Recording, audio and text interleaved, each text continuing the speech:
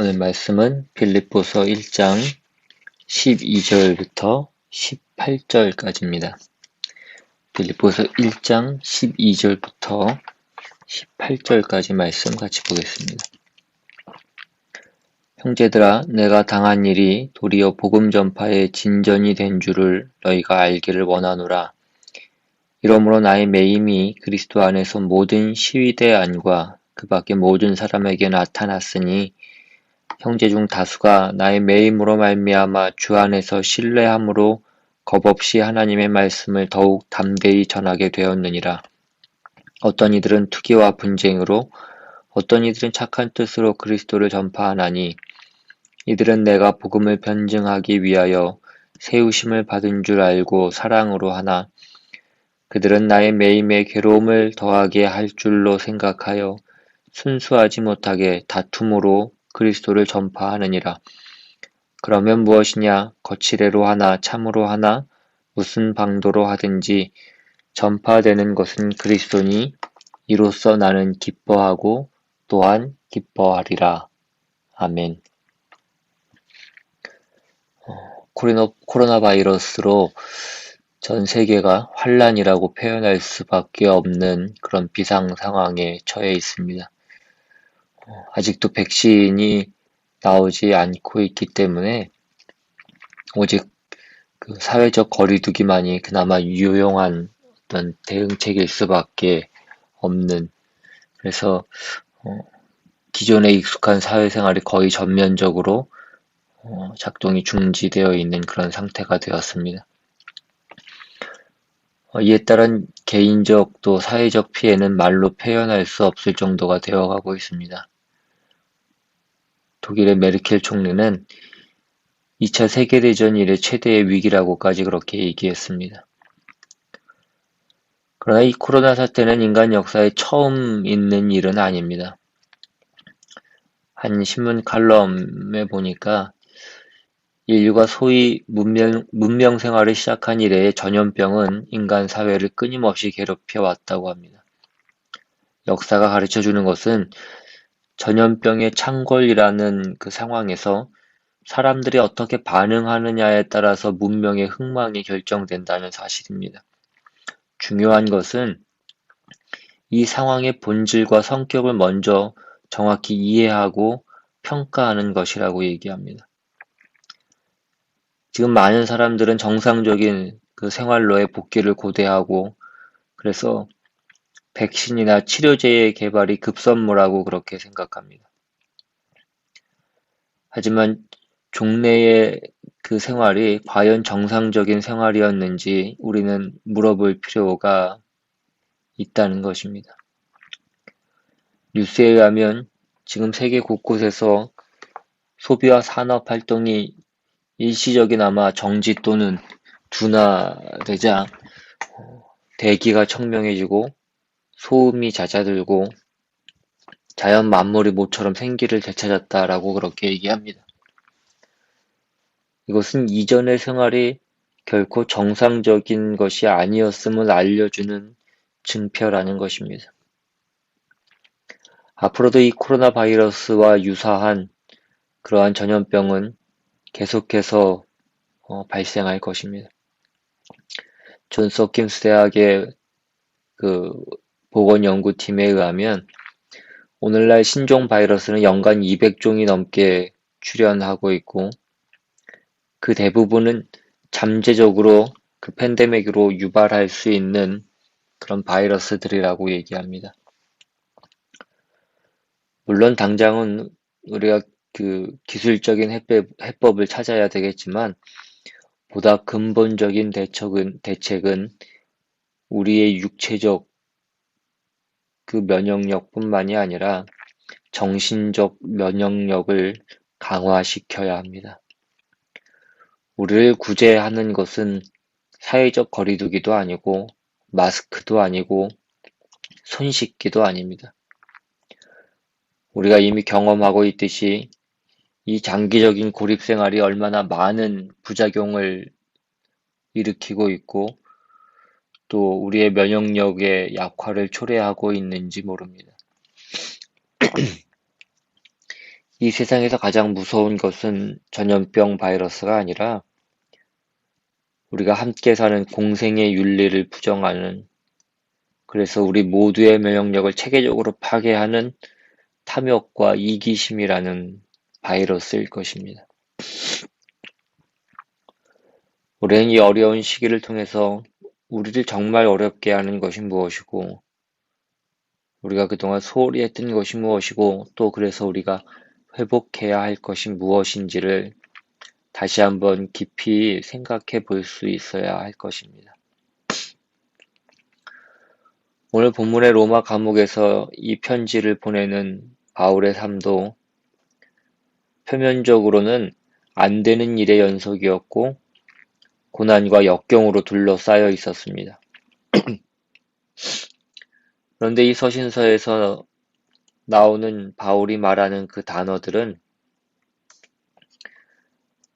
기쁨이었고 감사고 또 확신이었습니다. 기독교 신앙이 어떤 긍정적인 것들을 선포하고 있습니다. 그렇다면 이러한 것들은 어떤 현실에서의 형통함을 근거로 한 것은 아님을 우리가 알 수 있습니다. 오늘 본문은 이 편지의 이제 본론에 해당되는 부분입니다. 그런데 바울은 그 본론을 이렇게 시작하고 있습니다. 오늘 본문 12절에 형제들아 내가 당한 일이 도리어 복음 전파의 진전이 된 줄을 너희가 알기를 원하노라. 바울은 자신에게 일어난 일이 복음 전파를 방해하기는커녕 오히려 복음의 진전을 가져왔다는 것을 빌립보 교인들이 이해하기를 원했습니다. 바울은 지금 빌립보 교회의 성도들에게 자신이 갇힌 것으로 인한 저들의 근심과 또는 격려에 답할 필요를 느끼고 있습니다. 그러나 그보다 더 중요했던 것은 자신이 감옥에 갇힘으로 인하여 빌립보 교인들이 가질 수 있었던 어떤 복음 자체에 대한 회의에 대해서 설명해야 될 필요를 느끼고 있는 것입니다. 복음이라는 것이 무엇인가? 예수로 말미암는 구원이 무엇을 의미하는가? 그 약속과 소망이 무엇인가를 사람들이 일반적으로 그 복음에 대해서 가지고 있었던 기대들, 그러니까 신앙을 어떤 보이는 현실에서의 보상으로 생각했던 것과 모순되는 지금 바울의 상황, 투옥이라는 그리고 고난이라는 상황에서 그것이 그가 전한 복음의 그 위대함과 궁극적 승리라는 그 약속과 어떻게 연결되느냐 하는 문제에 대해서 지금 바울이 답을 써야 되는 것입니다. 우리는 하나님의 충만한 은혜로 구원받았음을 그 신앙으로 고백하면서도 하나님이 허락한 구원이 현실적인 우리의 어떤 기대와는 연결되어 있지 않은 것을 늘 경험합니다. 그 답을 하는 것입니다. 성경에서는 이미 예수 그리스도가 처참한 죽음을 맞아서 이 구원이 이루어진 것을 증언했습니다.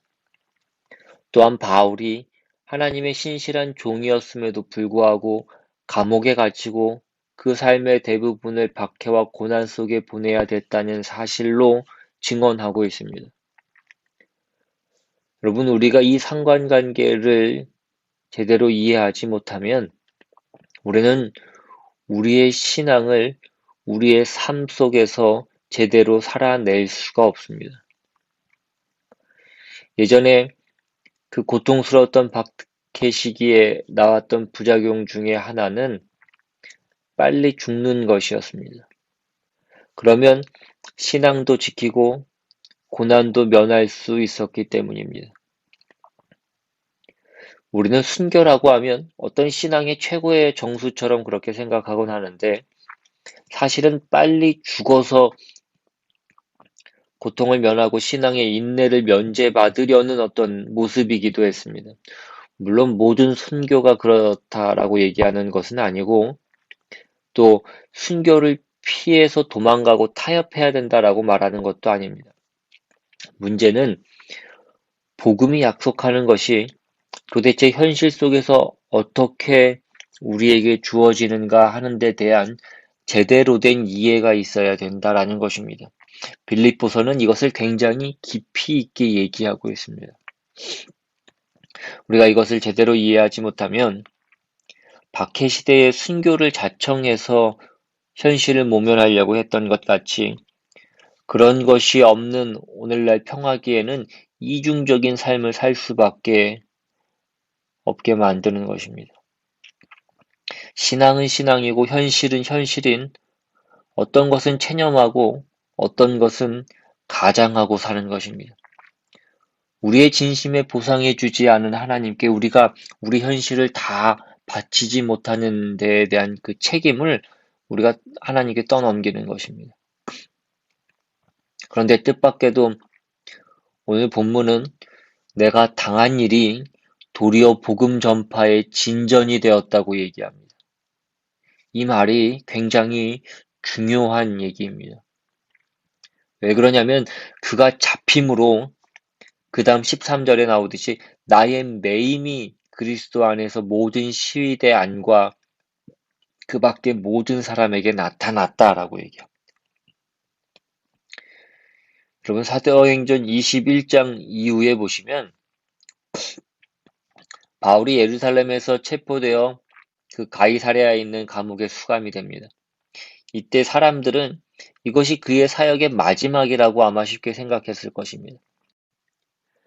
그러나 하나님의 섭리로 그가 수감된 그 헤롯의 시위대와 그의 수감 기간은 모두 전보다 한층 더 복음이 그 로마 사회의 상류층까지 들어갈 수 있게 하는 데 기여했습니다. 예루살렘과 가이사랴에서 로마의 군인들뿐만 아니라 두 명의 총독, 즉 벨릭스와 베스도도 바울이 그리스도 예수에 대한 복음에 대해 이야기하는 것을 들었습니다. 이 유명한 제수와 그의 가르침에 관한 이야기는 온 시위대와 인근 지역으로 퍼져나갔습니다. 따라서 처음에는 복음 전파의 치명적인 사건으로 보였던 그 일이 도리어 복음 전파를 활성화시켜주는 수단이 되었더라는 것입니다. 결국 바울이 그리스도인이기 때문에 제수가 되었다는 사실이 가이사랴 지방 총독의 관저 구석구석과 그 바깥 지역까지 분명하게 알려지게 되었습니다. 따라서 바울이 감옥에 갇힌 덕분에 기독교는 많은 사람의 주목을 받게 되었습니다. 또한 바울이 자신의 투옥이 복음의 진보를 가져왔다고 주장하는 두 번째 이유가 있습니다. 그것은 그 다음 14절에 형제 중 다수가 나의 매임으로 말미암아 주 안에서 신뢰함으로 겁없이 하나님의 말씀을 더욱 담대히 전하게 되었느니라. 박해는 때로 박해가 없었다면 소심하게 남아있을 그리스도인들에게 근성을 심어줍니다. 우리는 1950년대에 에콰도르에 있는 그 아우카 부족에게 복음을 전하려다 목숨을 잃은 짐 엘리엇을 비롯한 5명의 그 휘튼 대학 졸업생들을 기억합니다. 그 사건은 뜻밖에도 놀라운 결과를 불러일으켰습니다. 죽은 선교사들의 아내들이 다시 그 지역으로 들어가 복음을 전해서 열매를 맺었고 이후 10년, 20년 동안 굉장히 많은 휘튼 졸업생들이 매년 선교 사역에 헌신하는 결과를 만들어냈습니다. 그 5명의 선교사의 죽음 때문에 많은 사람이 겁없이 하나님의 말씀을 전하게 되었던 것입니다. 사도 바울은 우리가 믿는 것이 다만 현실적인 보상이 아니고 현실적 가치들을 희생하고도 가지는 귀한 것이라는 것이 그의 투옥으로 그의 고난으로 증언이 됐다고 하는 것입니다. 우리는 급한 불을 끄듯이 세상의 것들로 급한 고난을 면하고 있지만 그것이 결국 영원한 답이 아니라는 것을 우리는 살아가면서 점점 깨닫게 됩니다. 우리의 신앙이 우리에게 약속한 것은 영원한 것입니다. 그런데 우리는 이 짧은 인생 속에서 그 영원한 것을 지킬 힘이 없어서 늘 그것을 현실에 잠깐 쓸 어떤 일회용 반찬거하고 바꾸고 싶은 것입니다. 늘 그 시험 앞에 있습니다. 우리는 이 문제를 비난할 수 없습니다. 우리는 연약하기 때문에 그렇습니다. 그래서 우리는 늘 집니다. 늘 타협하고 돌아와서 후회합니다. 아무리 울어도 하나님이 답하시지 않으니까 그때쯤 되면 막막해집니다. 여러분, 믿음은 의지가 아닙니다. 감당할 수 없는데 하나님이 나를 붙잡고서 놔주시지 않는 어떤 것입니다. 그래서 외면할 수 없고 도망갈 수 없는 것입니다. 그런데 지킬 힘은 없습니다. 그런데 바울이 지금 우리에게 하나의 빛을 던져주고 있습니다. 내가 붙잡히고 내가 조롱을 당하자 복음은 더 빛을 발했다는 것입니다. 우리의 신앙이 멋있고 자랑할 만한 게 많아지고 그러면 그 자랑할 수 있는 것 때문에 복음의 가장 중요한 내용은 가려진다는 것입니다. 여러분, 믿음은 자랑할 수 없습니다. 믿음이란 내가 가지지 않은 자격, 내가 가지지 않은 조건에 허락하는 하나님의 복입니다. 그래서 자랑의 근거가 없습니다. 나는 하나님을 배반하지 않았다. 나는 겸손했다. 이러기 시작하면 거기에 은혜는 없습니다. 동등하게 은혜를 받았던, 은혜가 필요했던 믿음의 동료들이 누구는 했고 누구는 못한 것으로 갈라지기 시작합니다. 은혜를 받은 것이 공로가 되고 자랑이 되기 시작하면 복음의 본질은 사라지는 것입니다. 예수는 없고 믿음을 지킨 이 훌륭한 자신이 그 자리를 대신하고 있습니다. 참으로 무서운 일입니다. 그래서 하나님은 바울을 감옥에 넣으셨습니다. 바울 자신을 위해서, 그리고 빌립보 교회를 위해서, 복음을 위해서, 복음의 위대함을 제대로 증거하기 위해서 바울을 감옥에 넣으셨다라는 것입니다. 오늘 본문 마지막 18절에는 그러면 무엇이냐, 거칠애로 하나 참으로 하나 무슨 방도로 하든지 전파되는 것은 그리스도니 이로써 나는 기뻐하고 또한 기뻐하리라 라고 되어 있습니다. 참으로 놀라운 선언이 아닐 수 없습니다. 나는 매였고 매이자 복음의 진정한 본질이 드러났고 그러자 많은 형제들이 담대함을 가지게 되었고 그래서 내가 오히려 밖에 있었더라면 맺지 못했을 그 열매를 분해서 담대함을 가지게 된 자들과 또 나를 더 곤란케 하기 위해서 비난하기 위해서 시샘으로 하는 사람들로 인하여 2배의 결과를 얻게 되었다라고 얘기합니다. 진실한 마음으로 하든 시기와 질투로 했던 궁극적으로 전파된 것은 그리스도였다. 내가 혼자 했을 때 한 것보다 몇 배의 하나님의 은혜와 그 결과가 놀랍게 결실하였다. 그래서 나는 기쁘고 또 기쁘다 이렇게 증언하는 것입니다. 고린도전서 1장에 가시면 26절 이하의 사도 바울이 고린도 교회에 보낸 편지에 이런 중요한 내용이 나옵니다. 고린도전서 1장 26절 이하에 형제들아 너희를 부르심을 보라. 육체를 따라 지혜로운 자가 많지 아니하며 능한 자가 많지 아니하며 문벌 좋은 자가 많지 아니하도다. 그러나 하나님께서 세상의 미련한 것들을 택하사 지혜 있는 자들을 부끄럽게 하려 하시고 세상의 약한 것들을 택하사 강한 것들을 부끄럽게 하려 하시며 하나님께서 세상의 천한 것들과 멸시받는 것들과 없는 것들을 택하사 있는 것들을 폐하려 하시나니 이는 아무 육체도 하나님 앞에서 자랑하지 못하게 하려 하심이라. 아무 육체도 하나님 앞에서 자랑하지 못하게 한다는 것은 우리로부터 출발하고 누적시켜서 하나님께 가는 그런 인간은 없다는 것입니다. 하나님이 찾아 내려오셔서 우리를 붙잡아서 우리가 하나님의 자녀가 되었지, 우리가 무엇을 하고 우리가 우리 자신을 키워서 하나님 앞에 갈 수 있는 자는 아무도 없다는 것입니다. 하나님이 우리를 당신의 사랑을 나누는 자로 부르시는 부름입니다. 그래서 하나님이 무엇을 하시느냐? 하나님의 일하심은 우리가 가진 것의 그 이상이라는 것을 알리기 위해서 우리가 가진 것으로 하나님이 일하시지 않고 우리가 없는 것으로 일하신다는 것입니다. 그래서 기독교 신앙이 우리로부터 출발했거나 우리가 가진 것으로 유지되거나 발전되는 것이 아니라고 선언하십니다. 형제들아, 너희를 부르심을 보라입니다. 예수를 믿는 문제에 있어서 복음이 허락되고 은혜가 허락되는 대상들에게 세상적인 기준에서의 그 차별이 있는가 봐라 이것입니다. 가진 문제, 권력의 문제, 지식의 문제에 있어서 차별이 없습니다. 우리가 한 교회 내에서 얼마나 다양한 사람들이 예수 안에서 부름을 받고 있는가를 보십시오. 놀라운 일입니다. 그 놀라움 속에는 뭐가 들어있는가 하면 하나님의 부르심은 누구보다 더 나은 능력이 있어서 부름을 받은 것이 아니라는 사실입니다. 그것은 목사도 마찬가지입니다. 오늘 본문에는 심지어 자신의 욕심을 위해서 복음을 전할 수도 있다고 합니다.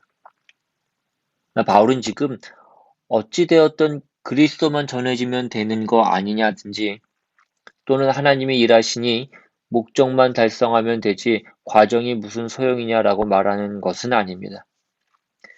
하나님 앞에 그것이 인정을 받는다라는 뜻이 아닙니다. 우리가 고려해야 될 것은 바울이 이러한 상황 속에서도 기뻐할 수 있는 이유입니다. 그것은 바로 바울이 하나님의 섭리를 믿기 때문이었습니다. 마지막에 다 밝혀질 것을 알기 때문에 바울은 불순한 동기로 자신을 괴롭히는 사람들에게 연연하지 않습니다. 하나님이 속지 않으시고 궁극적으로 복음이 전파되는 일로 열매를 맺으신다. 걱정 마라 이것입니다. 여러분은 가짜 목사를 구별하는 일에 여러분의 인생을 걸지 마십시오. 한국 교회가 어떻게 될지 여러분이 걱정하지 마시고 밖으로 볼 때 책임져야 하는 사람들을 비난하지 마시고 여러분이 몸담은 교회에서 여러분이 해야 할 책임을 다하실 수 있기를 바랍니다. 은혜를 받으시고 여러분의 신앙생활에 충성하십시오. 이것이 바울의 얘기입니다.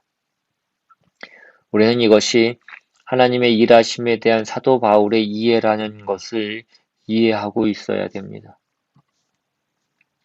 바울이 능력이 있고 온전해서 누구도 그를 비난하거나 붙잡아가거나 할 여지가 없어야 된다고 성경이 얘기하지 않는 것처럼 우리가 사는 시대에서도 신앙생활을 하는 문제에서 너무나 자기 결벽에 치우치지는 말아야 됩니다.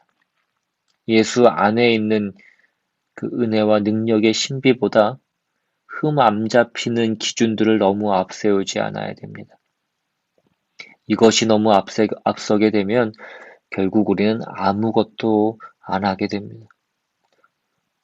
목회를 하면서 겪는 큰 시험 중에 하나는 무엇을 하려고 하면 꼭 반대하는 사람이 있더라는 것입니다. 그러면 안 해버리고 싶어집니다. 교인들이 받는 큰 시험은 무엇입니까? 시끄러우면 다른 교회로 가버리고 싶은 것입니다. 서로 비겁해질 수 있는 것입니다. 어떤 교회가 훌륭한 교회입니까? 성도들 각자가 신앙생활에서 자기 책임을 지도록 하느냐 하는 문제입니다. 얼마나 밖에서 인정을 받느냐, 어떤 업적을 이루었느냐 하는 것은 굉장히 사소한 것입니다. 신앙생활이 어때야 하는가 하는 것은 그 자신의 신앙 수준과 형편에 따라서 가장 중요한 문제가 달라질 수 있습니다. 어떤 때는 그것이 도덕이고 어떤 때는 능력이고 어떤 때는 감격이고 어떤 때는 겸손이고 어떤 때는 이해입니다. 그게 한 바퀴 돌고 또 돌고 해서 자라나는 것입니다. 하나님께서 우리의 신앙의 소원을 다 받아주시지 않는 가장 큰 이유는 우리를 건강하게 하기 위해서입니다. 우리가 아무 흠이 없으면 우리는 신앙생활을 할 수가 없습니다.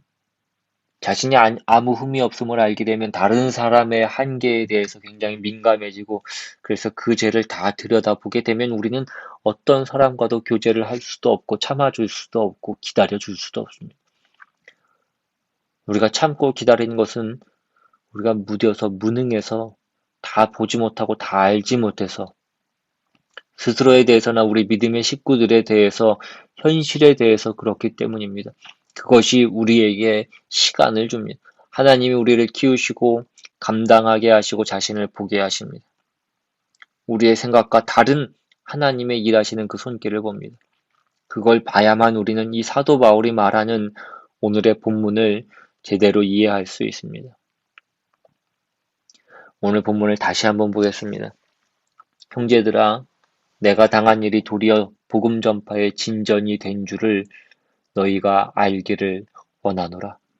이러므로 나의 매임이 그리스도 안에서 모든 시위대 안과 그 밖의 모든 사람에게 나타났으니 형제 중 다수가 나의 매임으로 말미암아 주 안에서 신뢰함으로 겁없이 하나님의 말씀을 더욱 담대히 전하게 되었느니라. 어떤 이들은 투기와 분쟁으로 어떤 이들은 착한 뜻으로 그리스도를 전파하나니 이들은 내가 복음을 변증하기 위하여 세우심을 받은 줄 알고 사랑으로 하나 그들은 나의 매임에 괴로움을 더하게 할 줄로 생각하여 순수하지 못하게 다툼으로 그리스도를 전파하느니라. 그러면 무엇이냐?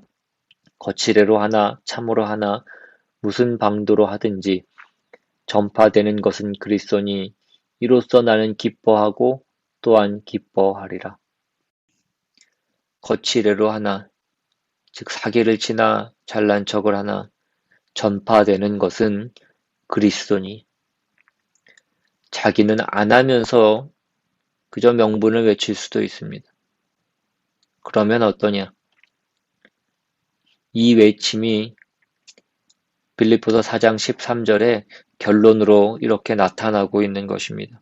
우리가 잘 아는 내게 능력 주시는 자 안에서 내가 모든 것을 할 수 있느니라. 그 모든 것은 무엇입니까? 나는 감옥에 갇힐 수도 있다. 나 오해받을 수도 있고 내가 바보가 될 수도 있다. 나 손가락질 받을 수 있다. 나 그거 다 감당할 수 있다. 왜? 하나님이 그의 일을 실패하시지 않으시며 중단하시지 않는 것을 내가 다 안다. 그 복음의 위력을 안다. 그래서 나는 겁나지 않는다. 이 말을 하는 것입니다. 여러분의 신앙생활에 여러분이 자책하는 것들이 여러분을 분발케 하는지 또 도망가게 하는지 그것을 잘 점검하십시오. 여러분이 가지는 어떤 것, 그것이 어떤 상황이든지 교회든지 어떤 교인이든지 목사든지 그것이 무엇이든지 그것이 여러분을 예수로 믿는 대로 밀고 있는지 도망가게 만드는지를 보십시오. 시험은 언제나 우리에게 하나님 왜 이렇게 하십니까? 라고 묻고 도망가게 만드는 것입니다. 그것을 이겨내셔야 됩니다. 그게 오늘 빌립보서에 나타나는 사도 바울의 증언이고 하나님이 우리에게 가르치시는 예수 안에서 허락한 하나님의 구원입니다. 이 부름을 받은 여러분인 것을 기억하십시오. 여러분의 생애와 현실을 믿음으로 바라보십시오. 이것이 나를 담대하게 하며 복음의 진수에 나를 인도하며 내 못난 것과 눈물과 한숨과 고통을 통하여 하나님이 내게 승리케 하시고 유익을 주실 것이다. 그런 확인을 받으시는 오늘의 말씀이 되기를 주님의 이름으로 축원합니다. 기도하겠습니다. 하나님 감사합니다. 오늘의 우리의 매임이 오늘의 우리의 어떤 상황이 어려움이 고난이 그 하나님의 복음이 막혀 있는 것이 아니고 하나님 우리와 함께 하시지 않아서가 아니며 하나님이 우리를 인도하시지 않아서가 아님을 우리가 다시 한번 기억하게 주님 도와주시옵시고 이 모든 상황들을 통하여서 우리가 더욱더 자라나며 우리가 더욱더 주님의 은혜를 누리며 그 은혜를 알아가며 깨닫게 되며 하나님 앞에 가까이 나아가는 귀한 시간들인 것을 다시 한번 기억하게 주님 도와주시옵소서. 이 시간들을 이겨내고 견뎌내게 하시고 인내할 수 있게 주님 도와주시옵소서. 우리가 도망치지 않게 주님 도와주시옵시고 끝까지 버티고 견딜 수 있도록, 그래서 정말 주님의 영광과 주님의 찬송이 되는 그 자리까지 갈 수 있도록 주님께서 인도하여 주시옵소서.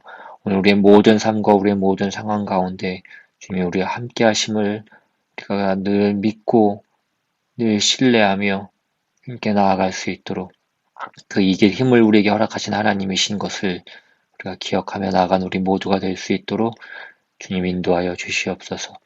감사드리고 예수님의 이름으로 기도드리옵나이다. 아멘. 찬양하시고 주기도문으로 예배를 마치겠습니다.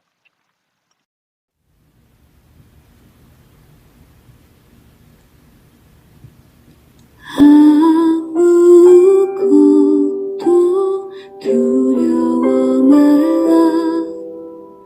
주 나의 하나님이 지켜주시네. 놀라지 마라. 겁내지 마라.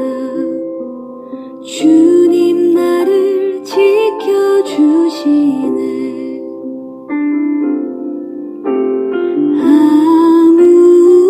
아무것도 두려워 말라. 주 너의 하나님이 지켜주시네. 놀라지 마라.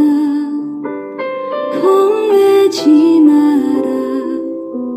주님 너를 지켜주시네. 내 맘이 힘에 겨워 지칠지라도 주님 나를 지켜주시네.